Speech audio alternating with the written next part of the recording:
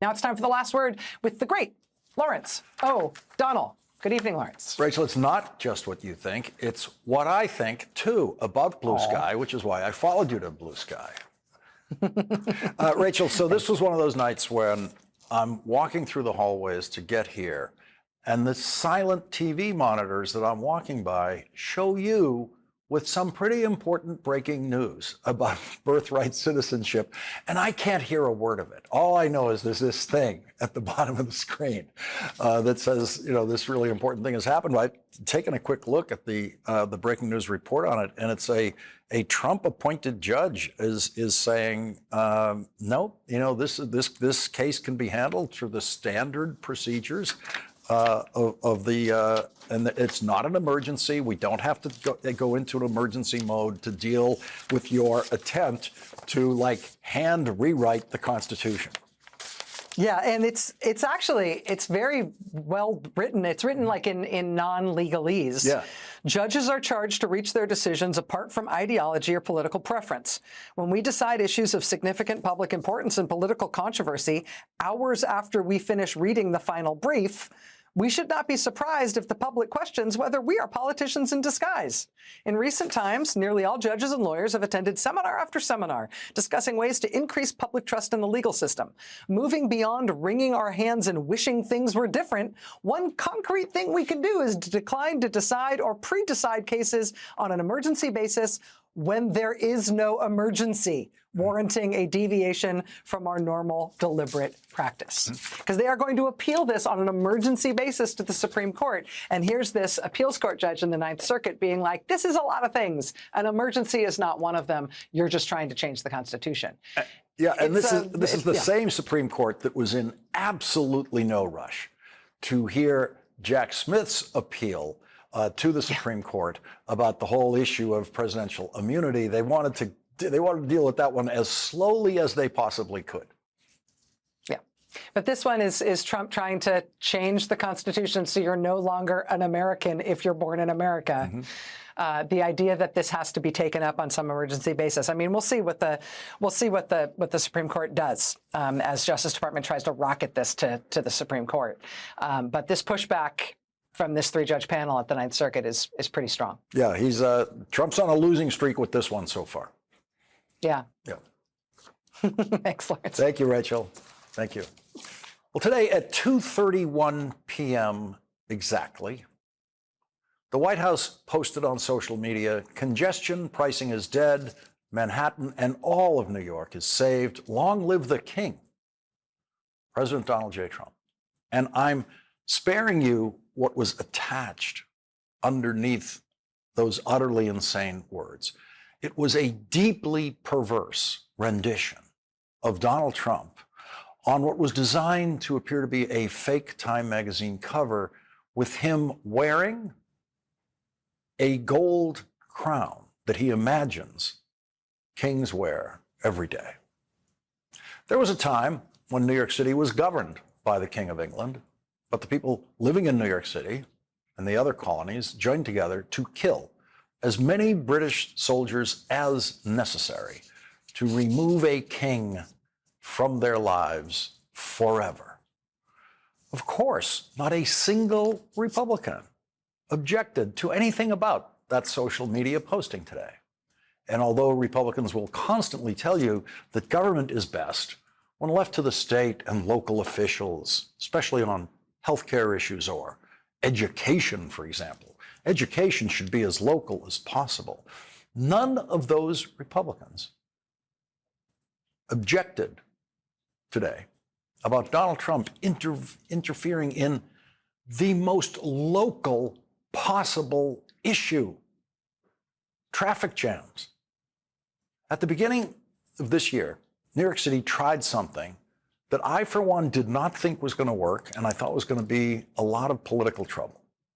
It was an idea that had been kicking around think tanks and urban planning seminars for at least 40 years that I'm personally aware of. It was talked about in subcommittee hearings in Washington decades and decades ago. But it was the kind of idea that usually scared most politicians.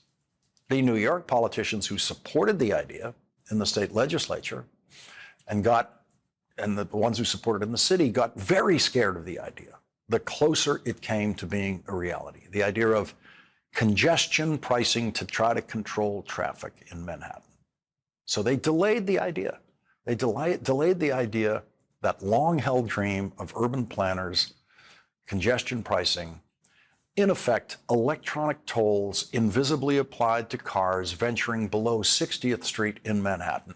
It was a desperate attempt to try to do something about 100 years of increasingly unbearable New York City traffic. And as the deadline for implementing congestion pricing approached, politicians began to fear the wrath of every New York City car driver, while the governor had to worry about the wrath of suburban New York drivers also.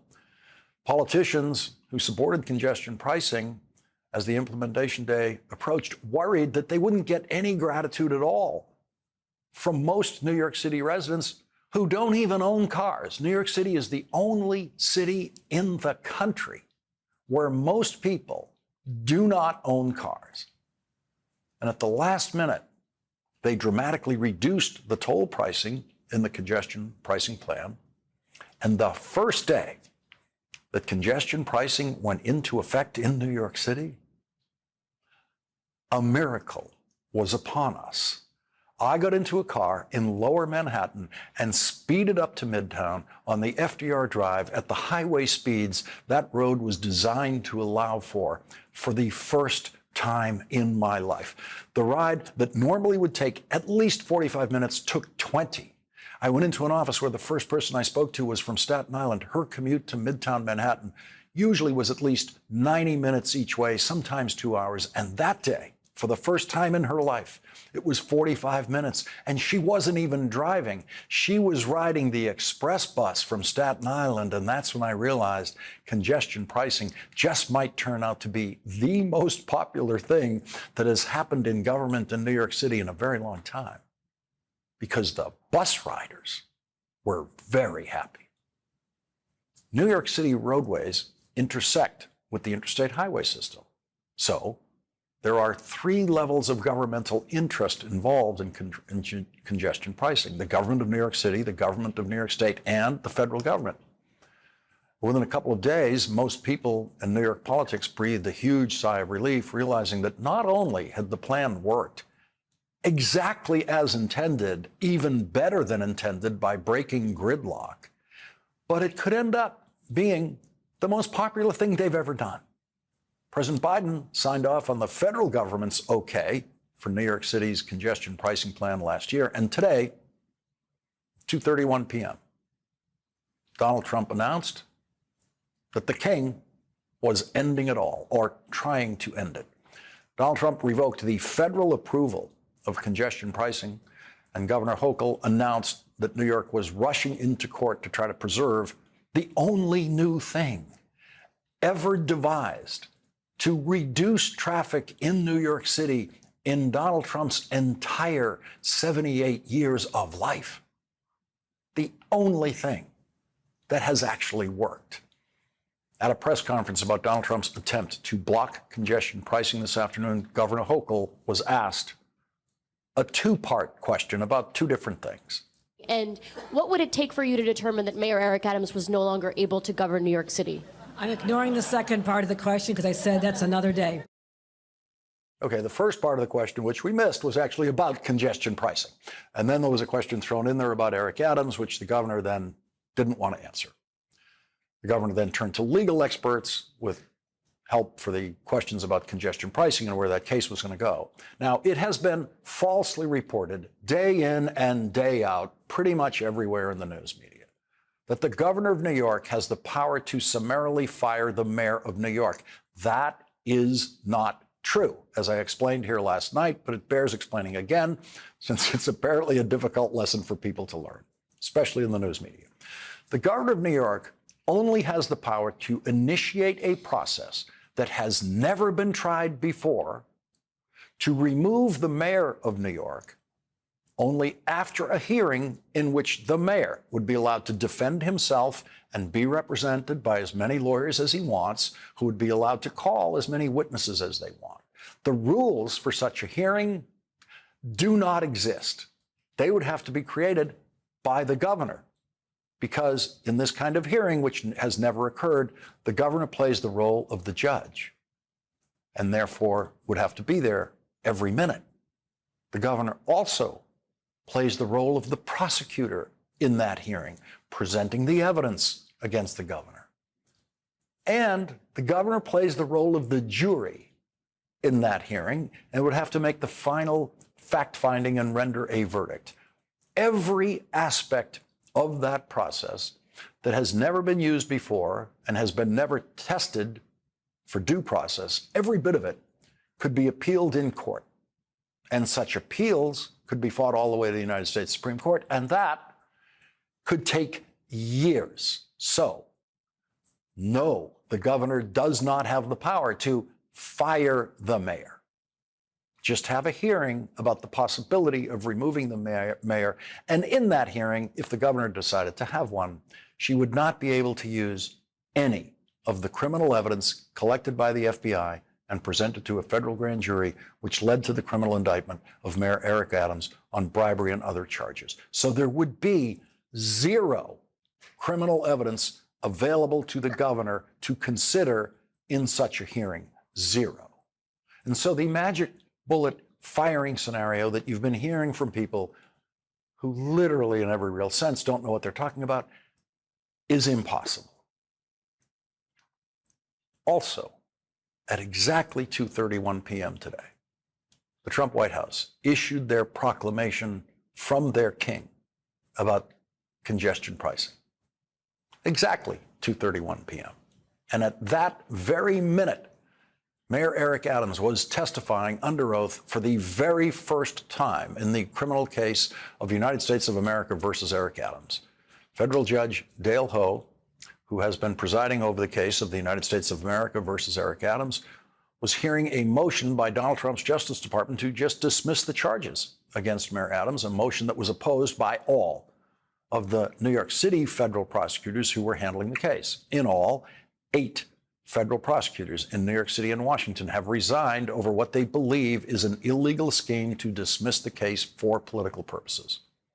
One of the briefs filed in the case today included a letter from Danielle Sassoon, who was the acting U.S. attorney for the Southern District of New York, her 8-page letter offering her resignation and her refusal to file the motion to dismiss, accused acting Deputy Attorney General Emil Bove of entering a quid pro quo for the dismissal. The letter said, Mr. Bove proposes dismissing the charges against Adams in return for his assistance in enforcing the federal immigration laws. The reasons advanced by Mr. Bove for dismissing the indictment are not ones I can, in good faith, defend as in the public interest and as consistent with the principles of impartiality and fairness that guide my decision-making. Danielle Sassoon's letter also reveals that she and her team of prosecutors were ready to bring an additional indictment against Mayor Adams, saying, we have proposed a superseding indictment that would add an obstruction conspiracy count based on evidence that Adams destroyed and instructed others to destroy evidence and provide false information to the FBI, and that would add further factual allegations regarding his participation in a fraudulent straw donor scheme. Emil Bove could not find any attorney in the Justice Department willing to stand in front of the judge today and argue in support of that motion. We saw the unique spectacle of an acting Deputy Attorney General appearing as a litigator in court, which they virtually never do. One of the prosecutors who quit rather than stand up and tell the judge what he believes to be lies in the courtroom today said in his resignation letter last week that he was confident that Emil Bove would be able to find, quote, enough of a fool to do it. Emil Bove did it. Emil Bove told the judge, I'm here personally to answer your honor's questions, to give you the assurance you need to sign this. Judge Ho began the hearing by asking Eric Adams, under oath, if he was on drugs. That is actually a standard question for defendants in hearings like this to establish that they actually comprehend the proceedings that they are in. The judge clarified that the Trump Justice Department intends to hold out the possibility of bringing these exact charges against Eric Adams against him again whenever they want to. The court, Mr. Bove, if and when the motion is granted, can these charges be brought again, Mr. Bove? They could be in the department's discretion. Yes, Judge. The court, okay, so Mayor Adams could be re-indicted at a future date. Mr. Bove, it's possible. The court, is the government committing to stopping any additional investigative steps with respect to Mayor Adams? Mr. Bove, no. That answer contradicts what Emil Bove put in writing in his order to Danielle Sassoon to ask for dismissal in the case. In that order, which she refused, Emil Bove said, there shall be no further targeting of Mayor Adams or additional investigative steps. Now, you really don't want politicians like Eric Adams to know that the FBI has been ordered not to investigate him. The judge asked Mayor Adams, has anything been promised to you to induce you to consent to the motion? The defendant, not at all, Your Honor. The court, okay. Has anyone threatened you in any way to induce you to consent to the motion? The defendant, no, Your Honor. If he doesn't come through, I'll be back in New York City, and we won't be sitting on the couch. I'll be in his office, up his butt, saying, where the hell is the agreement we came to? That video was not part of the record of the hearing today. To Emil Bove, the judge said, I just want to confirm my understanding that the motion contains no statement about the government's views regarding the strength of the case in terms of the facts or the legal theory. Mr. Bove, that's correct. And less than a minute later, in his very next answer, Emil Bove contradicted that answer he had just given when he said he believed that the indictment, quote, is an abuse of the criminal justice process. Emil Bove advanced the novel theory that no candidate for office should ever be charged with a crime. He said to the judge, I mean, frankly, I think the fact that Mayor Adams is sitting to my left right now is part of the problem. He's not able to be out running the city and campaigning. I think that is actual interference with the election. So according to the new Trump Justice Department theory, any candidate in any party anywhere in the country cannot be charged with a crime of any kind because that is interference with the election, even if the election isn't even that year. Presidential campaigns are 4 years long, remember. Emil Bove also advanced the novel legal theory that you cannot indict the New York City Police Commissioner because the duties of that job are so important. The judge asked, would a rationale like this ability to govern rationale potentially apply to other public officials with significant public safety, national security responsibilities here in New York, like the police commissioner, for example? Could it potentially be applicable in the event that the police commissioner were subject to some sort of investigation or prosecution, Mr. Bove? Yes, absolutely. In the long history of police corruption in the city of New York, no one has ever before advanced the theory that the New York City Police Commissioner cannot be indicted.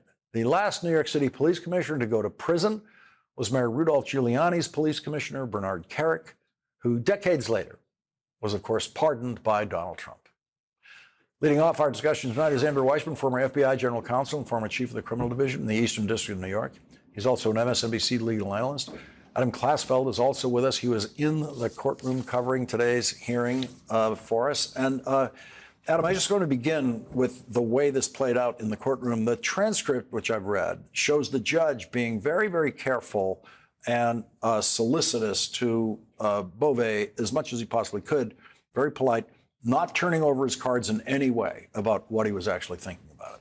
That's absolutely correct. He was even deferential. I've looked through the transcript as well after the hearing, and I think he apologized before questions about 12 times. So this was a hearing where he was being very careful, but he was also being very careful in his questioning. One of the moments that I found really interesting was through the hearing, there were these two parties in intense agreement, Trump's DOJ and Adams's attorneys, but they disagreed one time. And that time was when the judge asked Adams about his security clearance. And this is a part. The judge said, is Mayor Adams currently in the process of reobtaining his security clearance, or does that hinge on the resolution of the motion? Adams's attorney says, it hinges on the resolution of the motion. And at that time, Bove interjected, just a correction, I don't think it hinges on that. It hinges his security clearance because the security clearance issue is another executive power. So in that moment, when he's asking that question, he's undermining the stated rationale that they were giving. So here's a judge who is being very deferential, very cautious, but he's not tipping his hand. Yeah, and Andrew, the judge actually it emerged in the judge questioning. But of course, Donald Trump can just give him a security clearance anytime he wants to, just like he did with Jared Kushner. It's completely within Donald Trump's power. Yeah, so that once that's conceded, that means that the excuse that you need to dismiss these charges without prejudice because of security clearance evaporates. I did think there were some other questions that I was kind of hoping the judge would ask. When Emil Bove says basically, we can do this, frankly, we can do this even if there is a quid pro quo. That was sort of remarkable to me. And if I were a judge, I think I would have asked, so are you saying that if Eric Adams dropped a bag of cash off with the Deputy Attorney General, that would be legal? And what's the difference here? Why is, if there is that quid pro quo, if you can't do the bag of cash, why can you do this? And then also, why is it that you want to reinstate these charges? Would it be if he doesn't toe the line? And then just sort of pressing a little bit more on why it is that this is something they want to do without prejudice, as opposed to saying, look, we think it's a political prosecution, so we want it dismissed forever. And I think that is really the flaw in what the government is trying to do here, is that sort of Damocles, the choke chain that is being put on Eric Adams. That just has to be something that the law forbids. Andrew, the judge is extremely limited here. It would be extraordinary for him to try to prevent the dismissal at this point. But I mean, I have seen judges in hearings like this where no one feels as though they were pushed around by the judge, but the judge is actually just sitting there collecting, all this crazy information that he needs to use against you. Because Emil Bove went down some roads that were utterly insane. That you cannot indict, the New York City Police Commissioner. In effect, you cannot indict a candidate anywhere in America as long as they're a candidate. I mean, he really, and the judge did not test him on just how far do you want that statement to go. The judge left them there as indefinite statements that could be just as wild as they sounded. Yeah, I was reminded of the presidential immunity case where there was the famous line in the Court of Appeals, which is, are you saying that the president can order SEAL Team 6 to kill a political adversary under your theory? And this is that wacky. But unfortunately, one, as you said, Lawrence, the law here is very, very favorable to the government in their discretion. And two, we have a Supreme Court that is bending over backwards to find this sort of overwhelming executive power to the exclusion of common sense and, frankly, I think sort of the traditional ways we think of the rule of law. It's the reason that you see so many people resigning. Yeah, and to Andrew's point, Adam, the one question that I was wondering why it wasn't there is the judge not specifically asking, why aren't you asking to dismiss it with prejudice? Because given the reasons you just gave, why isn't that a dismissal with prejudice? And that was entirely absent. I think one of the things that was a common theme from the beginning to end, the judge said right at the outset that he has very little discretion over things. And everything that we've been watching over the past week, these principled resignations, the Sassoon letter that you highlighted in your opening, none of that is officially before the court now. Bove said that he should not even recognize that evidence because it is brought forward by the amici, who the judge has not made the decision to recognize. Yeah, but he incorporated that decision in the entire decision. He's going to decide whether he will accept those documents as part of the record. Absolutely. But, you know, like that Fox News video is never going to be part of the record. There's a context that we all know out here in the world that the courtroom will never allow within the playing field of this issue in the courtroom. And so this is one of those issues where we are more informed than the judge will be, even though the judge will be correctly legally informed. Andrew Weissmann, Adam Klasfeld, thank you both very much for starting us off tonight. Thank you. You're welcome. Coming up, our next guest is from a place that used to be ruled by the King of England. And so he had a little something to say today when Donald Trump declared himself a king. Senator Sheldon Whitehouse joins us. That's next.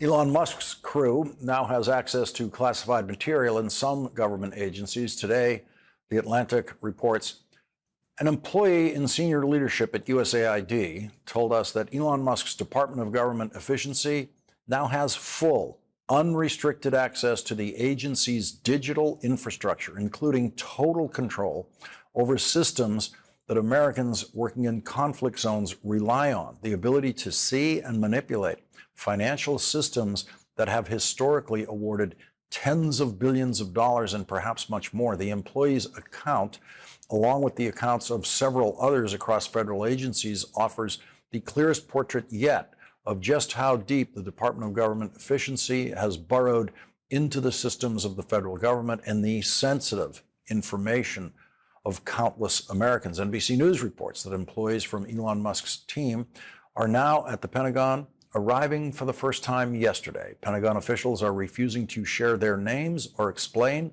what Musk's team is doing.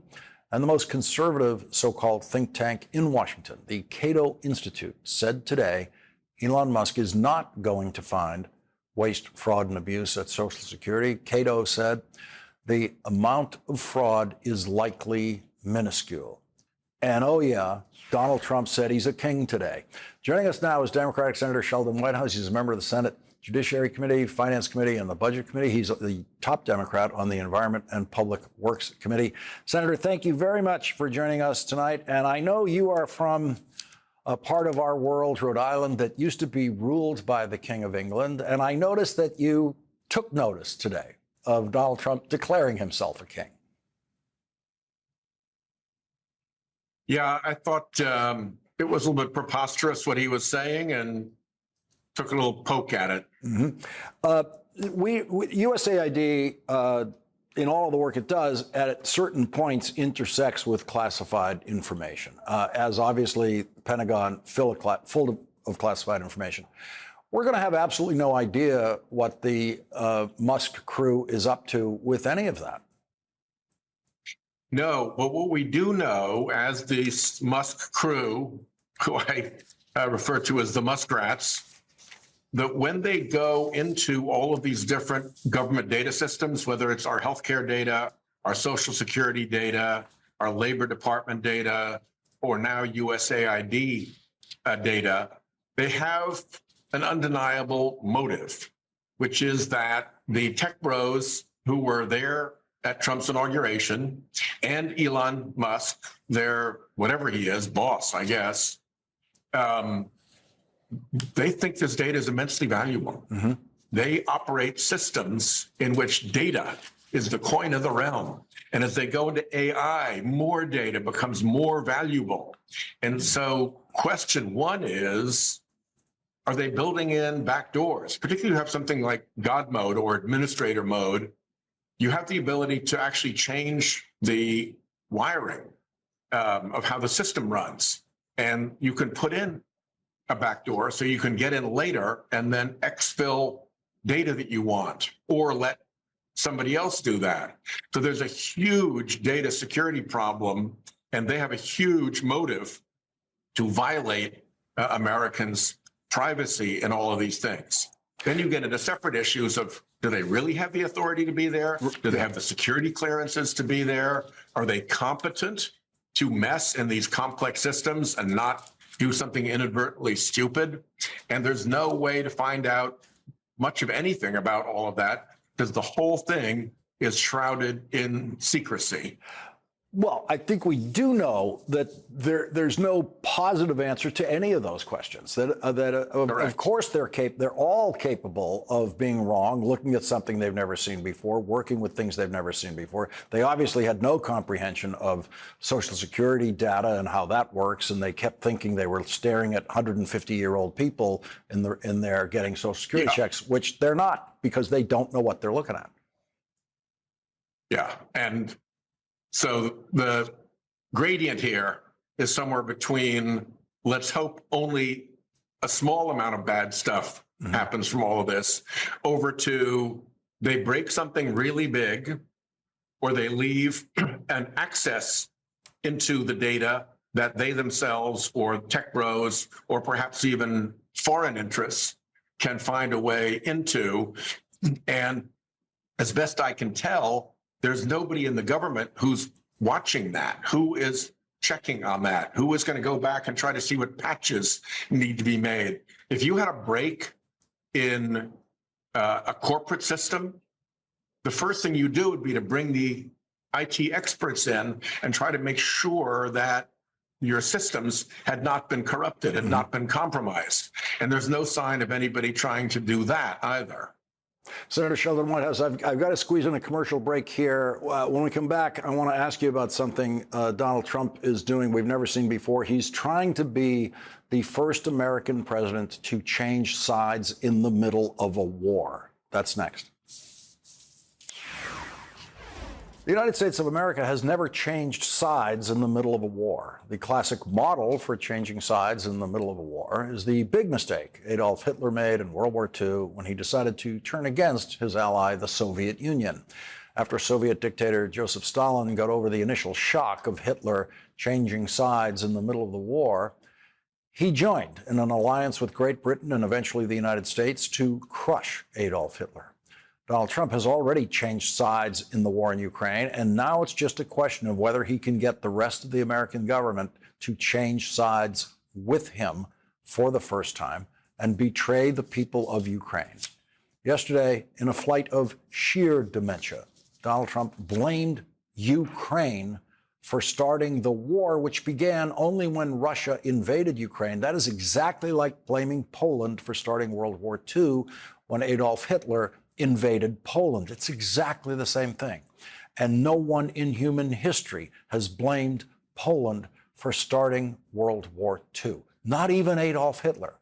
Today, Donald Trump called the heroic Ukrainian President Volodymyr Zelensky a dictator, which is a lie. President Zelensky was elected with a larger share of the vote than Donald Trump has ever won.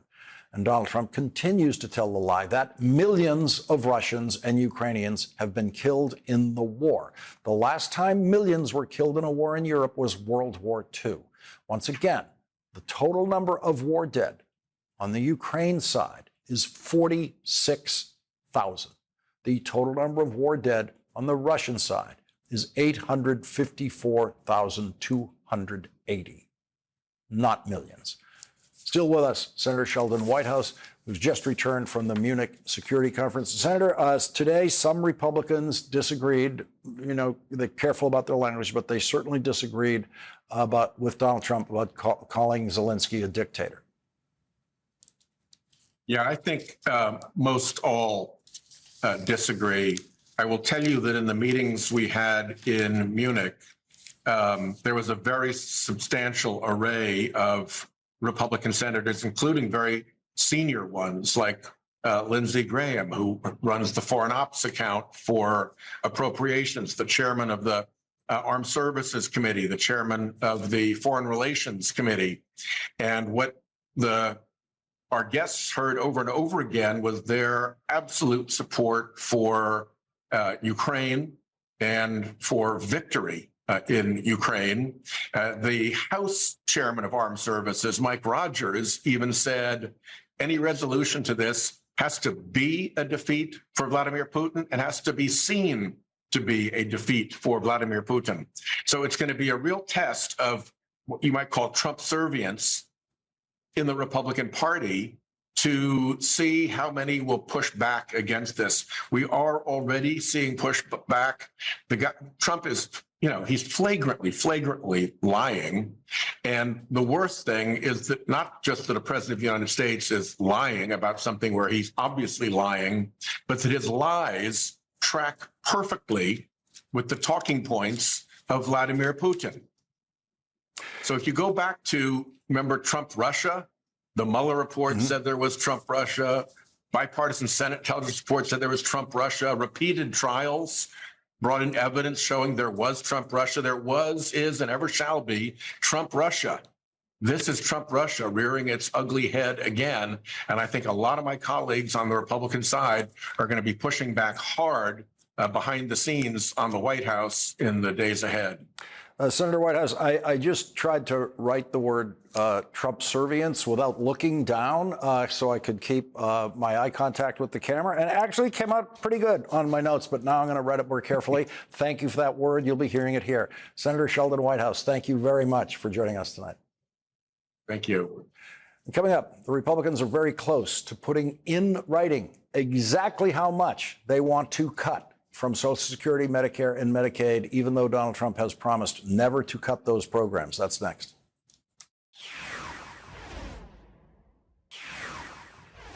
Today, in a social media post, Donald Trump said, we need both chambers to pass the House budget to kickstart the reconciliation process and move all of our priorities to the concept of one big, beautiful bill. The Republican-controlled House is scheduled to vote on their Trump-endorsed budget resolution next week. That resolution calls for $4.5 trillion in tax cuts and orders trillions of spending cuts. The budget resolution orders the committee that has jurisdiction over Medicaid to reduce spending by $880 billion. It's impossible to cut the amount of spending Republicans are talking about without cutting Social Security, Medicare, or Medicaid. But last night, Donald Trump said this. Social Security won't be touched, other than if there's fraud or something, we're going to find it's going to be strengthened, but won't be touched. Medicare, Medicaid, none of that stuff is going to be touched. Nothing. Joining us now is congressional historian Norm Ornstein. He's an emeritus scholar at the American Enterprise Institute. And Norm, as you know, and the audience might not know, that the budget resolution is just a set of instructions to committees telling them how much money they want them to cut, raise, whatever. And so it's hard for a citizen to read that and make sense of it. It's never going to say cut Medicaid, but you have to know when it orders that committee to cut $800 billion, Medicaid's the only thing they have to do it. And so we'll get to much more specifics at the next stage, which is the reconciliation bill where all those cuts get specified. So we're marching up toward the specifics now. And there's one other thing to keep in mind, Lawrence, which is that spending runs out on March 14th. So they have to do at least a stopgap spending measure, even as they do this budget resolution, deal with appropriations, and then do their big reconciliation bill, which we should note, they've said they want to increase the debt ceiling by $4 trillion as well. You and I have been around long enough, you at your time at the Finance Committee, me even longer around the House and Senate, to see farcical budget debates take place. This one is going to take the cake, I believe. And what we know is that the primary reason, as we saw in his statement, that Donald Trump endorsed this House budget resolution, even though it will violate his pledge, is because the Senate one with Lindsey Graham is going to give money to Ukraine, and the House one does not. So he'll abandon everything else so that he can continue to abandon Ukraine. And we're going to see whether, as Sheldon Whitehouse has said, Republicans will talk tough, not just behind the scenes, but in their votes, and whether the House will be able to get Republican votes. And frankly, given this farce, any Democrat in the House or Senate that votes to save the bacon of these Republicans going through this horrific exercise would be nuts. Yeah, and obviously the reconciliation package they will present will greatly increase the deficit and the debt. And I suspect that what their argument is going to be is ignore the budget projections, because Elon is going to give us trillions more in spending cuts when he gets finished with his work. So just ignore what the Congressional Budget Office says about how much this is going to increase the debt. The other thing that's going on here a little bit in their discussions behind the scenes, as you know, with reconciliation, there's a kind of a farce. You're not allowed to increase the debt after 10 years. So they've passed these ridiculous budget cuts. Bush did it, and Trump has done it in 2017. Enormous cuts for the wealthy that expire after 10 years. What they're doing now is continuing those ones starting next year, ostensibly for another 10, but you've got a bunch of Republicans in the House and Senate saying, let's just ignore those rules. We'll rule over the parliamentarian and make them permanent because we don't want to risk having them go away even after another 10 years. Ignoring their own rules, blowing up the budget, lying about where they're going to make the cuts. I mean, this is unlike anything that I have seen in more than 50 years of being around these institutions. And I've seen plenty, Lawrence. Yeah, Norman, and that's why I think the Musk thing integrates with this, because it's giving people the idea that there are these magic cuts that can happen. That's never been in the mix here before in one of these reconciliation packages. No, and you know what we have seen often in the past is Republicans talk a good game about cutting government, and then they find that all of these programs actually work for their own constituents. What's going on now, all of these Republican House members and senators plaintively pleading to Donald Trump not to let Elon Musk and Doge go through with these cuts for their constituents. And we're going to see, I think, the same sort of thing happen down the road.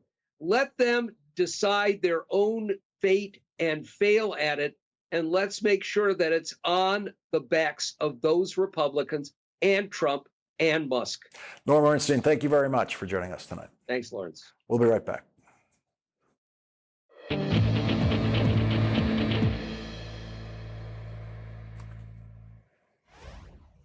Tonight's last word, thanks to Senator Sheldon Whitehouse, is Trump-servience.